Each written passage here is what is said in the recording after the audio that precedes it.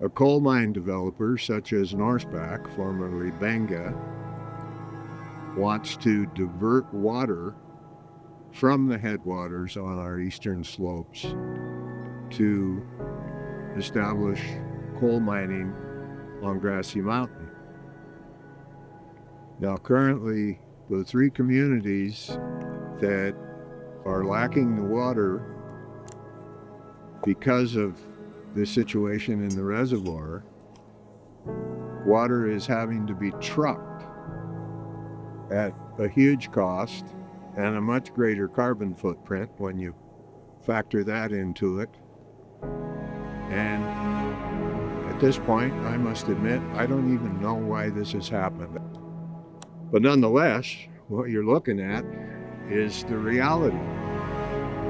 And it just seems crazy when we have insufficient water for ourselves, for domestic use, for livestock, and for agriculture, especially when this reservoir, the dam was built to develop this reservoir for the purpose of irrigating downstream.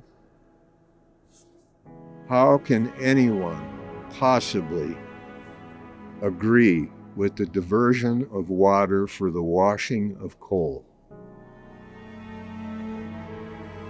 50 years ago, the Alberta government had determined that it would not be in the interest of Albertans to develop coal for the cost of what we would give up for other industries, for water, and for the environmental benefits. And the thing is that in these times, water and food security and climate risk is much more acute than it was 50 years ago. And you look at coal, and it's basically short-term employment. It's a short-term opportunity, but it has a whole series of problems.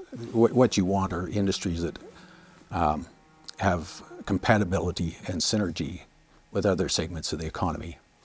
And coal will happen in competition to the interests of a whole number of other sectors that depend on water, and that depend on aesthetics. And part of an economy is quality of life and well-being. And there's all the liabilities with water and environmental contamination. There's congestion of our railways, our shipping lanes, and at the end of the day, it just gets converted to carbon dioxide to make steel. On closer analysis, the economic and environmental costs of coal are much greater than the benefits. The short-sighted push for coal ignores the value of the natural capital that so many industries rely on. Most agriculture in Alberta depends on the water that comes out of the watersheds of the eastern slopes.